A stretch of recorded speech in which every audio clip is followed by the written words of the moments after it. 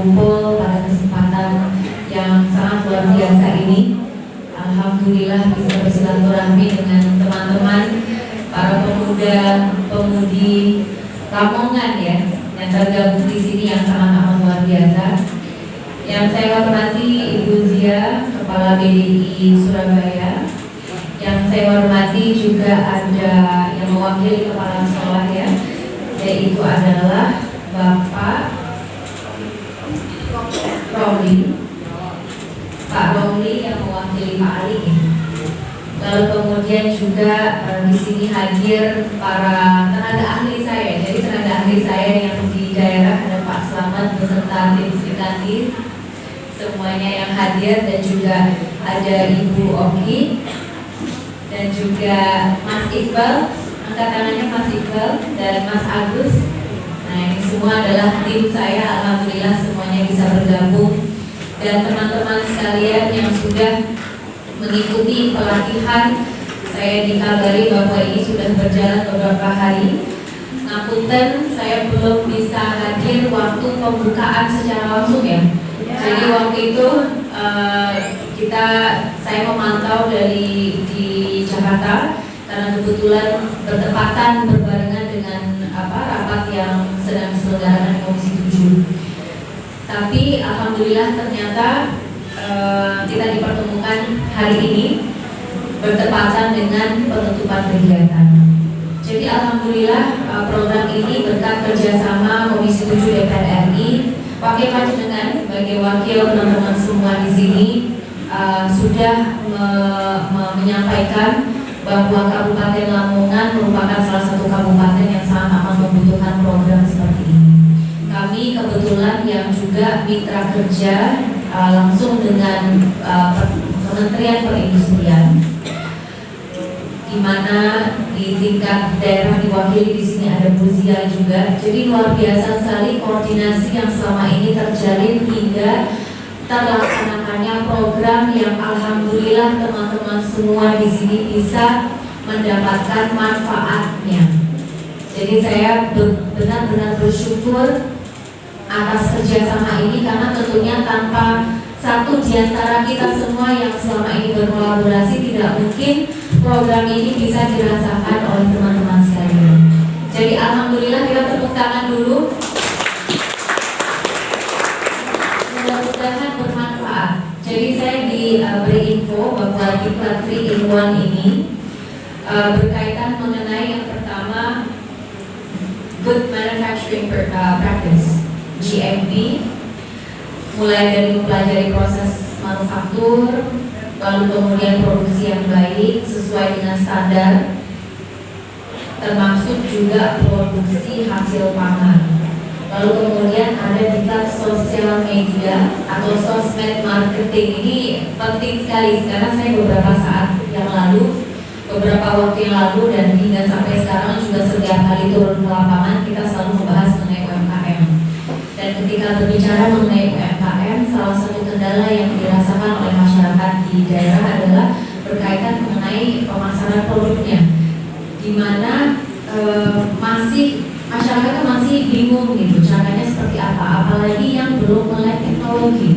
Kalau teman-teman di sini saya lihat banyak sekali kayaknya pemuda-pemudi semua ya, jadi muda-muda semua, dan saya yakin kalian itu sangat ahli ketika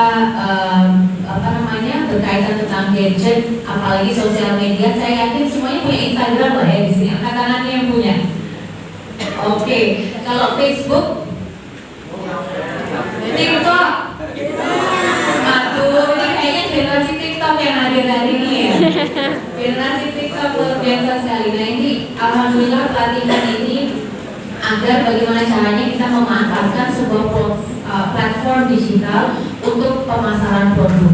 Mungkin teman-teman sudah pernah melihat bahwa kalau apalagi di Instagram ya, kebetulan saya aktifnya di Instagram saya gunakan bukan hanya untuk pribadi, justru sama sekali bukan untuk pribadi, jadi lebih menggunakannya untuk public accountability. Jadi bagaimana saya melaporkan kepada publik berkaitan mengenai kinerja yang selama ini dilaksanakan dan dikerjakan di pusat, juga beriringan dengan program-program yang telah kita realisasikan di daerah. kalau buat teman-teman agar kenal dengan wakilnya, kita bisa bersilaturahmi melalui Instagram, Facebook juga ada, monggo, TikTok juga ada, tapi belum aktif guys. Jadi mudah-mudahan mungkin setelah kegiatan hari ini bisa lebih aktif ya. Jadi teman-teman bisa nge-add saya Dianora SD WP. Saya nggak tahu kalau Kementerian Perindustrian juga ada Instagramnya. Kalian juga bisa mantengin bagaimana kinerja pemerintah selama ini dan program-program yang telah disalurkan untuk kepentingan masyarakat, bukan hanya di Jawa Timur dari Sabang, namun tapi dari Sabang hingga Merauke. Jadi platform sosial media ini sangat amat luar biasa dan mudah-mudahan teman-teman bukan hanya memiliki platformnya saja, tapi ada manfaatnya itu. Manfaatnya untuk teman-teman dari segi bagaimana dapat berkontribusi terhadap roda perekonomian daerah, gitu ya, bahkan hingga nasional, karena semuanya asal muasalnya itu dari daerah, gitu.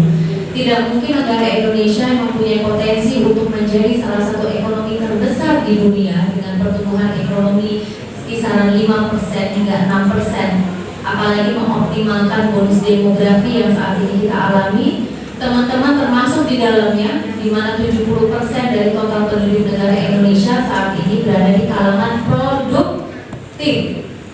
Berarti di atas usia 16 tahun ya sampai dengan 65 tahun.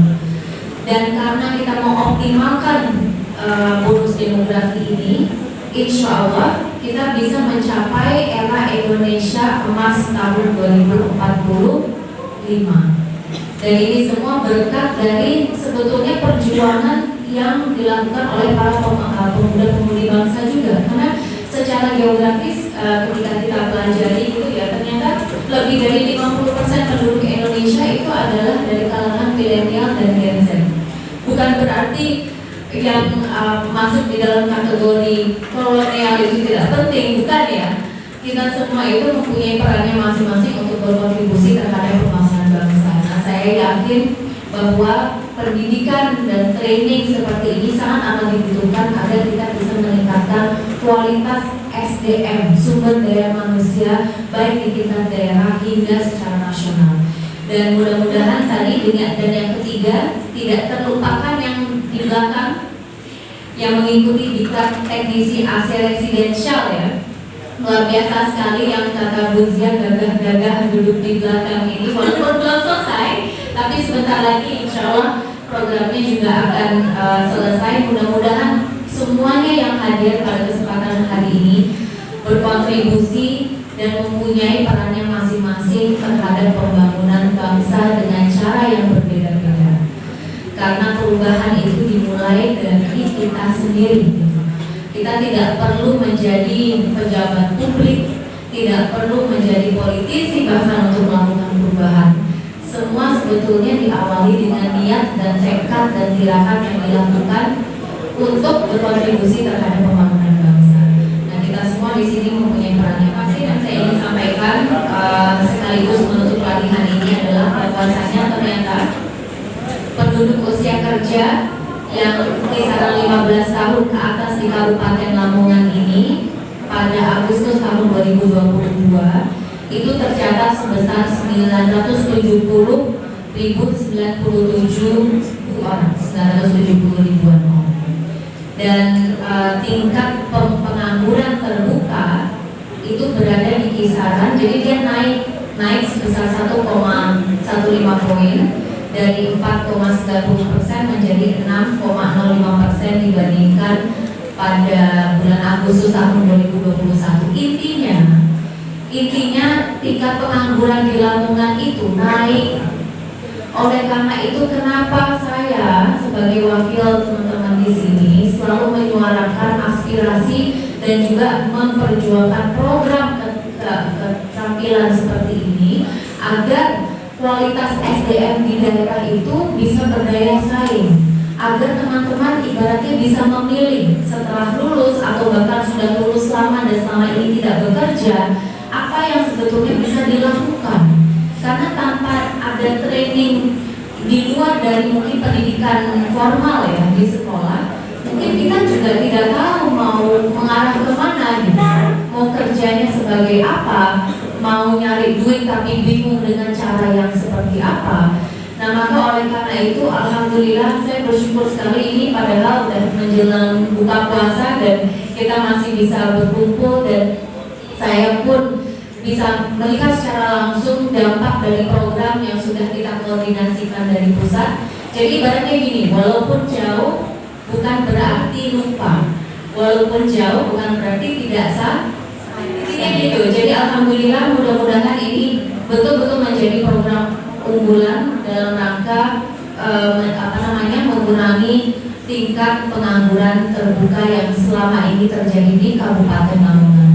Dan mudah-mudahan sekaligus saya ingin menutup kegiatan pendidikan dan pelatihan 3-in-1 atau diklat 3-in-1 Good Manufacturing Practices dengan mengucapkan Bismillahirrahmanirrahim. Wassalamualaikum warahmatullahi